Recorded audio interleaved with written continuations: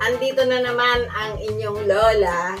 Gagawa ko ngayon ng bag na simple lang, yung may handle na dalawa. Tapos, back to back ito guys. Pero yung ka-back to back niya, lalagyan ko ng packet na simple lang sa loob. Tapos, eto, gumawa na ako ng dalawang handle. Yan, ang sukat nito ay 36. Ang haba niya ay 36 by 3 inches and a half. Yung 3 inches and a half, buuin nyo po para maging ganito. Yung gagawin kong bag guys, ano to, canvas na siya. Pwede nang wala lining, kaya lang, ako ang gagamit nito, kaya gagawin ko siyang back to back. Ang width nito, ito ang width nito guys ay, ayan, 20 by 44. Yan. Ito po yung pinaka lining natin. Itong ilalagay kong packet guys, dito natin siya mamaya ikakapit. Dito ko muna siya ipo-fold at ganyan. O, ito yung pinaka-ilalim. At ito guys, yung pinaka-ibabaw. O, yan siya. Maglagay kayo ng 4 inches. Ito, o. Yung 4 inches, lagyan nyo dun ng nuts. O. Kasi, dito natin ikakapit itong ating handle mamaya. Ito siya guys, o. O. Para ang handle niya ay mahaba. Kasi pagka nag-grocery kayo o kaya palengke, pwede nyo pong dalhin ito. At ito naman po ay nalalabhan. Ikakapit na muna natin itong handle. Dito, mula dito sa ibabaw, 4 inches. Ngayon, dun sa 4 inches, ayan o. Dito sa loob ng 4 inches, dun nyo ikapit yung handle.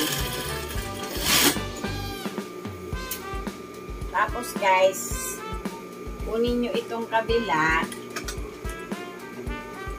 Dito kayo sa 4 inches. Sa loob ng tandaan.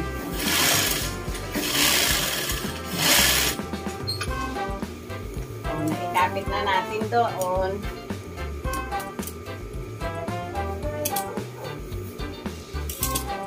Ngayon, itong handle, ibalik nyo po dito.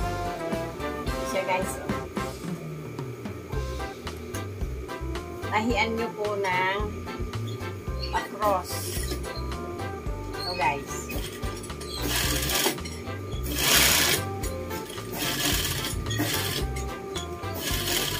Pagdating doon sa gitna yon,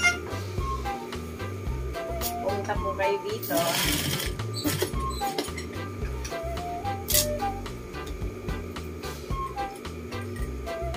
At bumalik po kayo doon.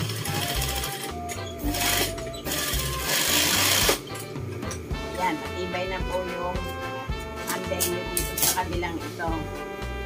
Ngayon dito sa kabila, ito guys, ganun din.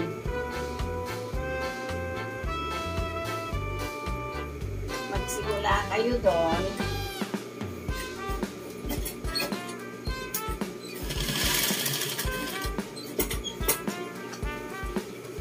Pumunta kayo dito.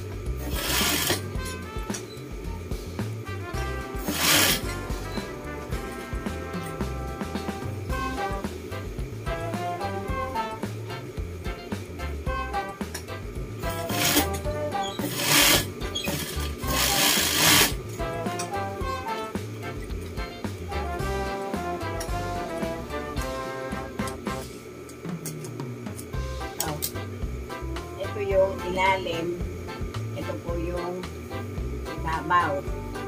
O, dito naman tayo sa kabila guys.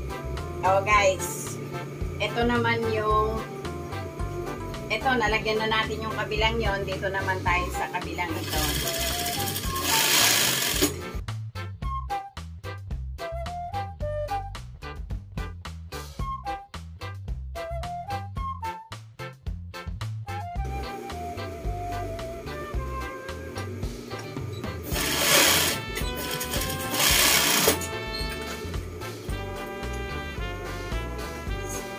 Eto, itihaya natin.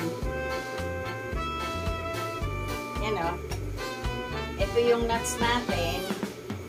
At yun yung isang nuts.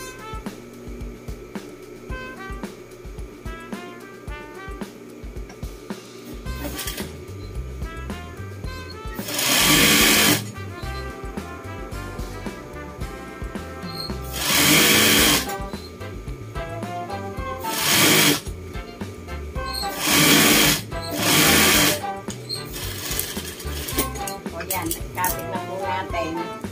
Ngayon, eto, idapa nyo dito.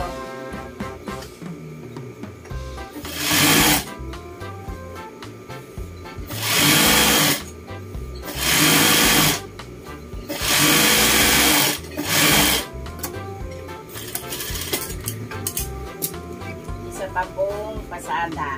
Doblehin nyo po yung pasada.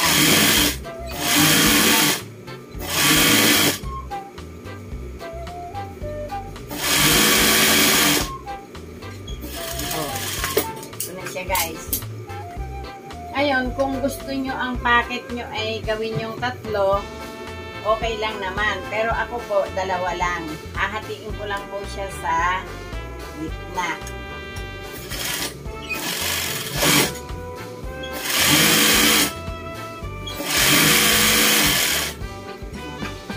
Pagdating dito, ulitin nyo po yung tahe.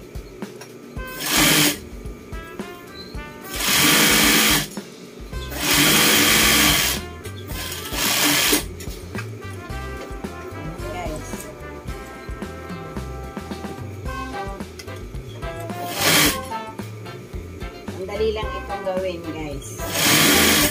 Pagdating dito, sa doble kayo, lumabas kayo doon.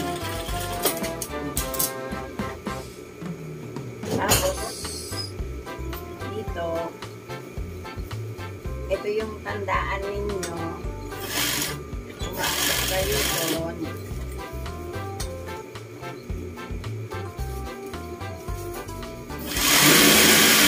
Kayo dito. O ito guys, naikapit na natin yung magkabilang tabi, pero yung ito naka-open to. Ngayon dito papasadahan na natin ito.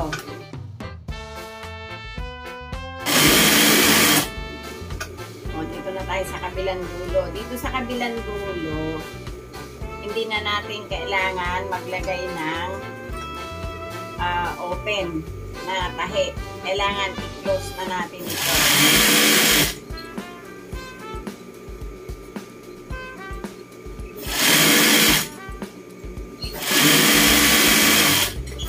Kasi naka-open na yung kabila.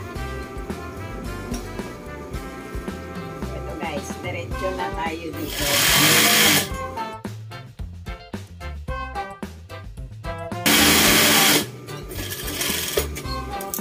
I-overlock muna natin yung paikot. O guys, ito. Baliktarin na natin. O guys, ito na baliktad na natin.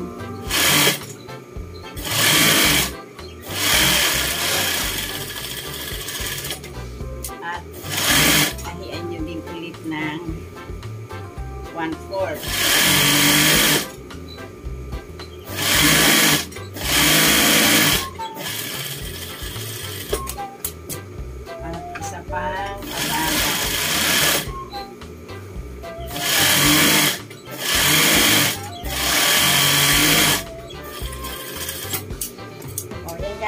Okay na. Dito na tayo guys.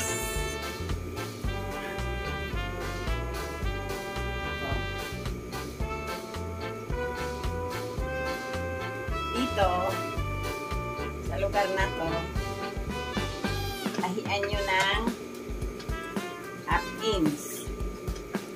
Ayan o. Makapal na siya.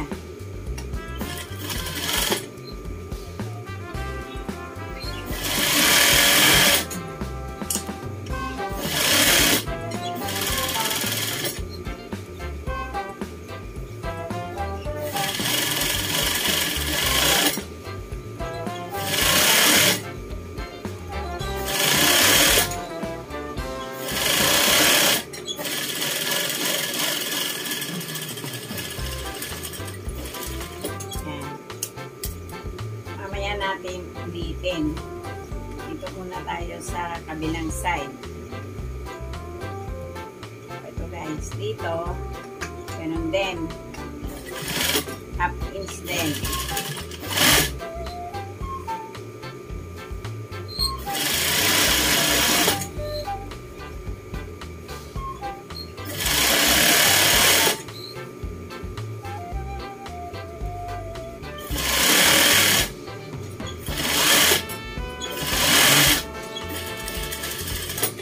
Ngayon, kung gusto nyong lagyan dito nung ganito, pwede nating lagyan ng maliit lang. Susukatin muna natin guys. O guys, lalagyan natin siya ng kanto dito sa ibaba. Ganito lang yon. Yung pinagtahian na yon, tumanda kayo dito ng 2 inches. Tapos dito, sa loob nitong tahi na to, 2 inches din. Ngayon dito sa kabila guys, ganun din. Mula dito, 2 inches. At mula dito, 2 inches. Baliktarin natin. O ito guys. Dito, 2 inches. At dito, ay 2 inches din. Ngayon dito guys, ganun din. Mula dito sa tinahian dito, 2 inches hanggang doon. Tapos dito ay 2 inches din. O, yan guys, tatahiin natin. O guys, ito na o. Tinahian na natin yung 2 inches na galing doon at 2 inches doon. Ganon din ito, 2 inches papunta doon at 2 inches din galing doon. Oh. Ito yung loob guys Yan. Babaliktarin natin. Oh guys, ito na yung tahi natin Yan. Ito yung kabila at ito yung may packet. Oh. Ngayon, babaliktarin na natin. Siya guys. Maganda siya guys. Matibay.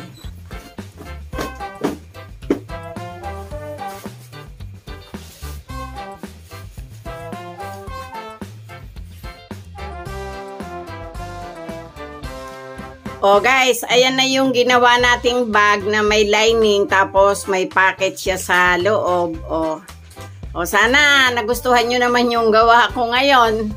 At huwag niyong kalimutan mag-subscribe, paki-like at paki-share na rin mga apo. Ayan, thank you sa mga nanonood ng aking binablog.